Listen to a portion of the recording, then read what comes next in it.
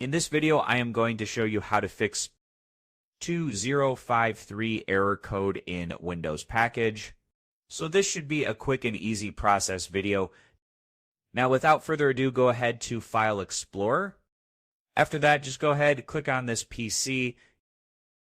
Now go access your local disk, as you can see right now. After that, access Windows by double-clicking on it.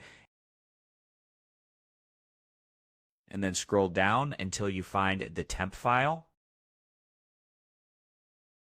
And after you find the temp file, just go ahead, right-click on it. And now after you right-click on it, just go ahead, click on Properties. After that, just go ahead, click on the Security tab, click on Advanced, and then click on Continue.